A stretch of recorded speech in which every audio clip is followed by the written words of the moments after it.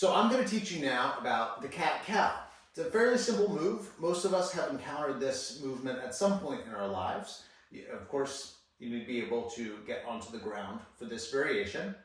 So if you're comfortable down here, the basic cat-cow is just up into that big Halloween decoration of a cat and down into the cow, arching, almost as if you could put a saddle right here. Those of us who are uncles and dads and stuff know what it is to be ridden around like a horse by a small child. So that's probably where they'd sit. That's probably where the ache's going to be.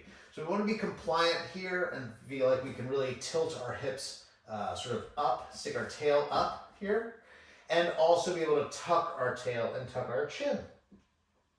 So that's the standard cat-cow that you're going to see everywhere.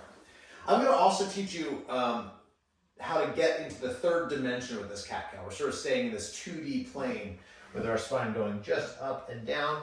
But I think it's also important that we access this side bend and this side bend. So think about with the side bend, you're almost trying to turn to look at your butt cheek. So I'm turning my shoulder down, I'm tilting my hips, pulling my shoulder and hip together. And if I really wanted to look at my butt, I would probably get up onto my fingertips. I'd do one of these faces. But all I need from you is sort of the attempt. It's even better actually if you can keep your head pointed the same direction and almost make it like you're listening to your butt and then listening to your butt this other way. So while I'm compressing my shoulder to my hip, I'm actually lengthening my neck to my shoulder. And then that reciprocates the other way. I'll show you from the front. So right down the line, here's the side, and here's the side.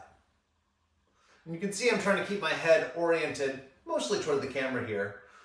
The same orientation both times. Go as slow as you'd like. Enjoy. There's your cat-cow with some advanced techniques there.